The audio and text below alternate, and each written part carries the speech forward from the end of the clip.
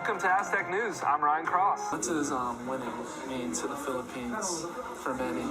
You are currently 39 right now, and your opponent is 29. How can you relate your boxing style now to when you were 29? When it comes to SDSU prospects for the 2019 NFL Draft, one is ranked top 5 in the nation for his position. I caught up with one of the nation's top kickers before the draft. Today, I'm here at San Diego State University, a foot away from the goalposts where all-star, second-ranked kicker in the nation, John Barron, used to practice all of his reps. I caught up with the kicker to talk about his goals for the upcoming 2019 draft. You taught these guys physically drills right now, but what are you trying to teach them mentally?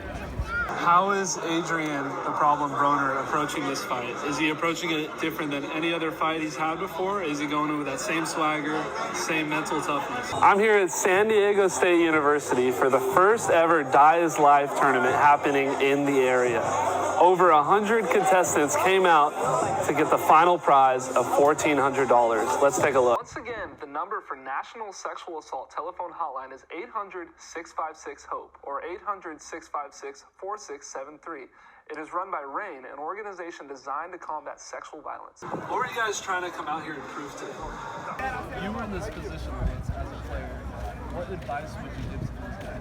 What did you learn from being on the field compared to being in the NFL or at ESU? What began as a leaky roof fix in the professional studies and fine arts building created problems when the materials used caused disruptive odors and 22 complaints of irritation. And for the mom, when did you know your son was going to be special? When did he pick up that football and you just knew that he was going to be here and win MVP?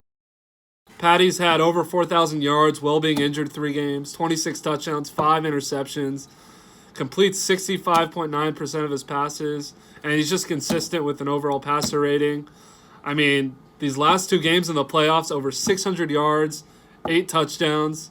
That's an incredible playoff run, one of the best in NFL history.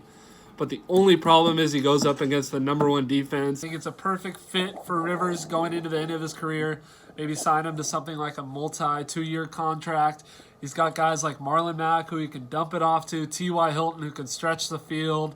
I think the Colts last season were not aggressive at all. You bring Rivers in and it brings the aggressiveness back. I mean, you got the big names. You got an Aaron Donald. You got a Aqib Talib. You got a Marcus Peters, a Clay Matthews, and an Eric Weddle. But if you go to last year, they gave up 31 to the Vikings, 31 points to the Seahawks, 45 to the Saints, 51 to the Chiefs on Monday night, and 32 for the 49ers. I mean, that shows the back end's terrible. You got to look what Tom Brady has done for his franchise compared to Drew Brees. Yes, Drew Brees is the best statistical quarterback ever. But when you look at Tom Brady, he's actually getting rings. And maybe it's not this year, but, I mean, the last 3 years, the last 7, he's always been in the AFC Championship. Can we say that about Drew Brees? No.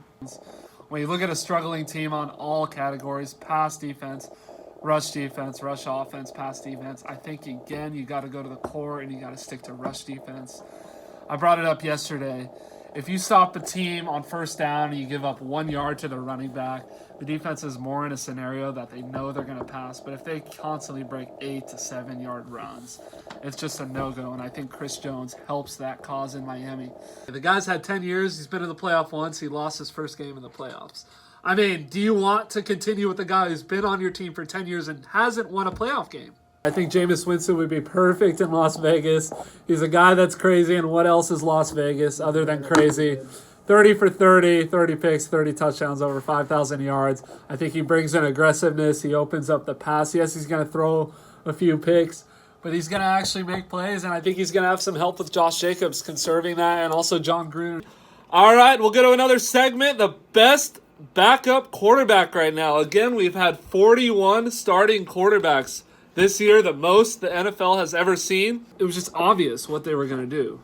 I mean, late in the game, Jimmy G, it would be like 2 play actions in a row on first and second down. Chiefs defense is going to know this. Why not pound the ball against the 28th worst run defense? I mean, you're obviously going to get some yards. I think if you run the ball 3 straight plays, you're going to pick up a first down. You're saying Henderson's going to come in and kind of have the James Conner effect. The Redskins just released Quentin Dunbar and Josh Norman. They need a corner on the end.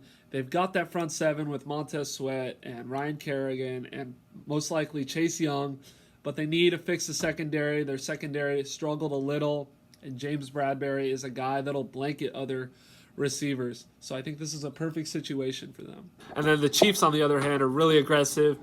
They have the wildcat play on fourth down. They have a 4th and 1 the next drive. 3rd and 15, instead of just throwing a screen and trying to pick up yards, maybe going into a 4th down, they try to pick it all up at once. And I mean, 50 years of not winning for the Chiefs, I think you got to do this. I think you got to be aggressive. So one team was aggressive and one was not, and it worked out for the aggressive team of the Chiefs. But then at the end of the half, you got a minute 30 with 3 timeouts. What team in the NFL is not going to try to go for a field goal? I don't know what Kyle Shanahan was thinking.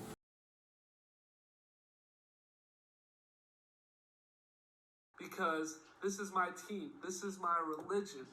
My girlfriend, my best friend. Everything is the Carolina Panthers to me. In every game Nick Foles has played in the postseason, he has never been favored. All other teams have been favored by more than 2.5 points. This Sunday, when the Philadelphia Eagles play the New Orleans Saints, the Saints are again favored by 8 points. This could mean Foles could rearrange the script again. Because they drafted all-star rookie DJ Moore. And guys, this isn't a household name right now, but 8 weeks in the NFL, we're going to be talking about him more than those sushi-looking burritos, the Stranger Things marathon, or even memes. Yes, I said it, memes, because this guy is a beast. Coming out of Maryland, he had over 1,000 yards, 8 touchdowns, and just watch this guy's highlight tape. He will break any tackle. He's kind of a do-it-all guy. He's like that LeBron where you're like, I don't care if he's triple covered. Give it to this man. Let him succeed. Or put Kershaw in the 9th inning to close it out, even though he pitched yesterday. This guy's a do-it-all. And for Panther fans, it's going to be someone we're relying on. It's also going to give more open targets to Olsen, Devin Funchess, McCaffrey in the backfield. Let's start off in the second quarter. Vikings went up early with a touchdown, but did this man flinch? The backup quarterback that almost retired Nick Foles. No, he throws to Alshon Jeffrey. You know what? He's playing well. Doug Pederson, give him a flea flicker. Oh, Torrey Smith's cover. I don't care. Throw it deep to him. Oh my God, perfect ball in the end zone. Take that away. I'm talking about Stephon Gilmore, Malcolm Butler, your linebackers in Van Noy and James Harrison. Press these guys. Press these receivers coming off. He likes to make quick passes in Nick Foles. That's why he has one of the best QBRs in history of the NFL. So if you jam these guys, you let him take that second or third option, wait 3 more seconds and take that, you have a chance of your pass rushers getting to the guy. You have a chance of him making a mistake. Something they could do to help them win is use a sluggo route. It has worked for Derek Carr. He threw a 70-yard pass against them. Worked for Eli Manning, threw about a 60-yard pass against them. So it's proven to work. These corners are really aggressive. They like to jump routes. So a pump fake could get them, go deep, and create a touchdown. Let's go to Norv Turner's history. 6 out of the teams he's coached have led in rushing. When are the Panthers at their best? When they're running the ball out. They're not a pass-heavy team. They're not going to get these high percentage passing routes. No, they base it off their run, and they go deep when they can. All right, I'm going to make a quick Super Bowl prediction, hockey commentator style. Nick Foles looks really good off the bat, scores a couple touchdowns. Fast forward to the third quarter, Tom Brady hasn't looked good until now. He finally figures out this Philly D, scores a couple touchdowns, goes up 3 with 5 minutes left. Nick Foles has a chance to tie the game. Fortunately, he does. Unfortunately, he leaves a minute on the clock for Brady. Brady throws a pick. Eagles get the game-winning field goal. Eagles win the Super Bowl. Clutchest moment in NFL history. A backup quarterback beating the greatest quarterback of all time on the greatest stage. But in my eyes, this guy delivered. I mean, he was up there with players like Le'Veon Bell and Alvin Kamara in receptions. 5th most by any rookie, receiver, or running back in receptions. The guy was a nightmare for any matchup against a linebacker, safety, DN. You're not going to put a DN on this guy. It's way too fast.